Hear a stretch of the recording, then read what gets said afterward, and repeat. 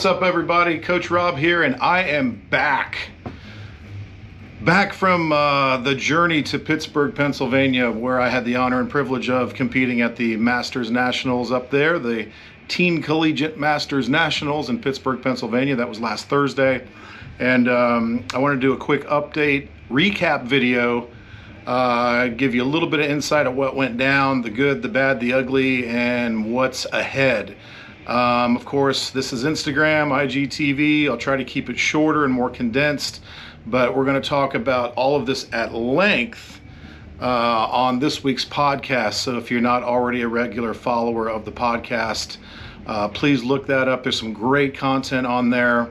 Been blessed to have almost 50,000 downloads in under 20 episodes. So thanks for all of you that regularly listen and tune into the Ketogenic Bodybuilding Podcast. It's available on all major platforms, iTunes, Spotify, you name it. It's out there on all of them, so check it out. Okay, so let's see if I can burn through this pretty fast without boring the living shit out of you.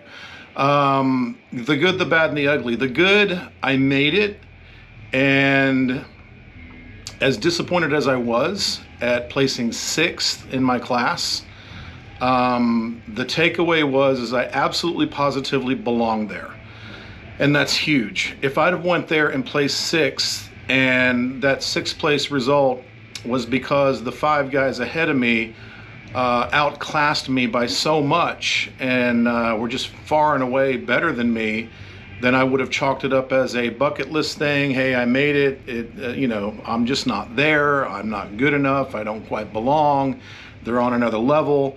Then I would have chalked it up as that. However, that just wasn't the case. And so that's what makes the whole thing kind of bittersweet, is that, I absolutely did belong there. And if I'd have brought my same conditioning that I brought to Charlotte a little over a month prior, I would have been easily in the top 3, if not in contention to win. If I would have brought my Charlotte conditioning, which I felt was about 85% of my best, and brought a little bit more leg detail into the mix, I truly in my heart of hearts believe that I would be competing for first place in that particular show. So the takeaway is I belong there, and I'm going back. And I'm hyper confident that I can compete against the best in my class in the country, and I intend to do so again. And I've never been more motivated and fired up to begin a prep. In fact, I've already begun. I'm 11 months, 2 days out from the Pittsburgh Masters Nationals, if that's the show that I end up doing in 2022. If it turns out there's a show earlier that's closer to home, so be it. But if not, then I'll at least go back and do some damage, knowing what I'm up against, knowing what I need to do. So I got some wonderful feedback from people around me down there or up there in Pittsburgh.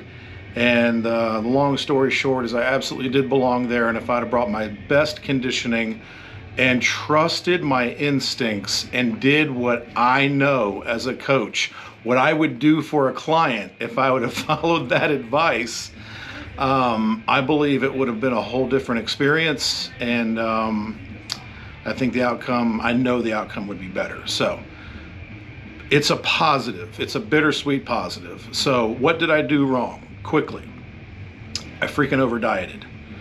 I depleted too hard. I had never depleted hard for more than 4 or 5 days in the past, and that's always been enough. And I always continued to use some carbohydrate around my workouts to fuel my workouts, to be able to stay aggressive and high intensity in the gym, and spare protein that I needed to go to work to repair tissue, build muscle, and do what amino acids do.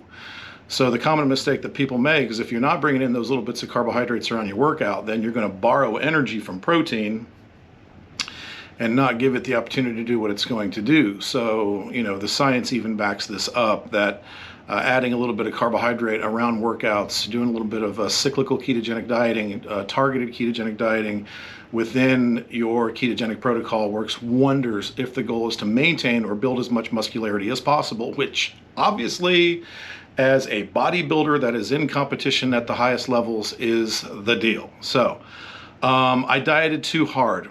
In the last 2 weeks of the prep for Pittsburgh, I depleted carbohydrates to insanely low levels. I should not have done that. Rookie mistake. In fact, interesting fact, in Charlotte, for the Charlotte show, where I was in far better condition, I had gotten down to 207 pounds, extremely lean, and then after my carb up, I weighed in at 212 and competed at 212 on stage, and it was a good look for me. 2 weeks before Pittsburgh, I was 215 pounds. And it didn't matter if I took in 1,200 calories, 1,400 calories, it didn't matter what I did. I couldn't drop any weight. I couldn't drop anything. What does that tell you? That tells you that your metabolism has completely shut down. My body said, fuck it, we're done. This, you know, we're in damage control mode. We're in preservation mode. This guy is starving himself to death. We have a severe lack of nutrients. We have a severe lack of energy. So we're shutting the whole system down, and we're not going to allow anything to happen. And we're going to try to spare as much body mass as we can. And that did not work well in my favor, needing to lean out a little bit more. Had I continued to bring in carbs around my workouts, kept my fat a little bit higher, and brought in just a small, you know, like 25% of my normal refeed on a Saturday or on a Sunday, I think everything would have been completely different. Mistake number 2, after digging myself this massive hole and over dieting to a point that I really couldn't pull myself out of, I carbed up too aggressively to try to pull myself out. And while that worked for a short period of time, there was a short window where it really started to look really hard and vascular. It faded quickly. I didn't stick to my rules of cleaner, drier carbohydrates. I was basically eating everything that wasn't nailed down, especially on that Friday before. So that was a little bit of, that was a mistake on my part. I'm a big boy and I own that, but I also took a little bit of bad advice. But so stay off the internet, kids. Listen to your freaking coach. Trust the process. He knows what the hell he's doing. And that should have been my mantra as well. I research and study and apply more than anybody that I know. And had I trust my instincts and did what I would do for any one of my clients, it would have been a different story. So it's all on me. So for nationals next year, which I'm already qualified, I don't have to do 2 shows back to back, which also sucked. I'm going to trust my instincts, do what I know how to do. I won't deplete to that level ever again, because that just shut my big ass down. And I'm going to do what I know to do, and then I'm going to do a progressive carb load, which I do like, and I've used with clients with great success, where I will start meticulously loading some carbohydrates earlier in the week, Monday or Tuesday. That way I can assess and either back off, add more, stay the course. So it's going to be a better way for me to gauge where I'm at every hour of the day and make those fine-tuned adjustments that I need to make. I'm not a water manipulator. I don't deplete sodium, so none of that is an issue as well. So, but anyway, what did I do? Recap. What did I do wrong? I dieted too hard. I depleted too hard. I took out those much needed pre and post workout carbohydrates that my body needs to bring its best look, its best appearance. And then my carb load was way too aggressive in too short of a window of time. So I will correct those mistakes. There's a whole list of other little things, and there's some incredible intel that I gathered, some great recon that I gathered from going through this first national competition of mine. Some of those guys that I competed with, this is their 10th, 12th, 15th national trying to get a pro card. Well, I'm, hitting a national stage after only competing 4 or 5 times. So again, I feel very fortunate and very blessed to be able to do what I'm doing in such a short window. But it's all my years prior to that as a coach and a trainer that I think has brought me to this level. And I think I have the overall structure, and that if I fill it out properly and shred it out and peel it out properly and put all this together in a way that no, scratch that. I absolutely know that I can be in contention to win my class at Nationals next year, and that is the goal, and that's what I'm going to do, okay? The beauty now of coming off of this competition and literally going through 8 months of hard prep is I'm now in a recomp phase. First couple of days that I started to bring nutrients back in, bring all that healthy fat back in, back to having my pre and post carbs, back to having my refeed day, is my recomp has been already very successful. It's only Wednesday, I'm doing arms today, but just after doing a big back workout on Monday, I did a very tough leg workout yesterday with a bunch of cluster sets. If you're a client, then you know how those suck. My recomp is amazing so far.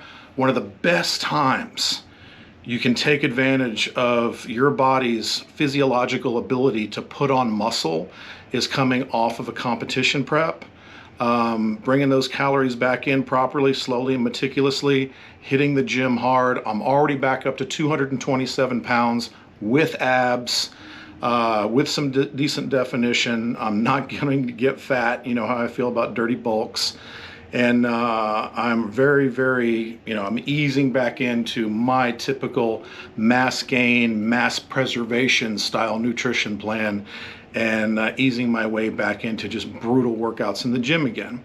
Looking forward to fall and winter. So once again, I couldn't really express a lot of this just in short Instagram posts while I was in Pittsburgh. So I wanted to give you a little recap to let you guys know, even though I feel like I let everybody down, that's just the way I work. I do this for my clients. I do this for my family. I do this for my wife and my children and my grandson.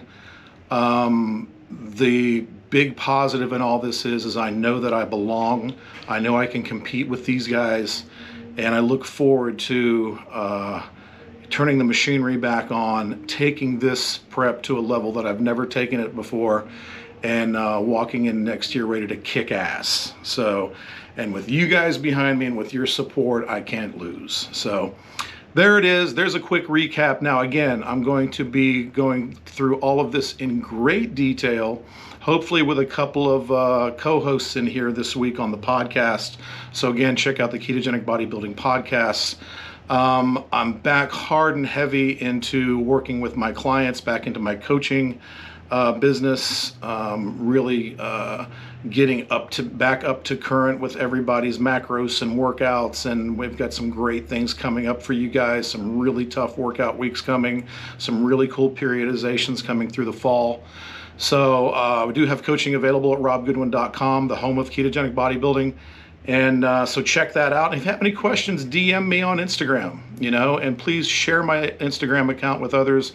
I'm really trying to build my Instagram account so we can spread this message of hashtag ketogenic bodybuilding all around.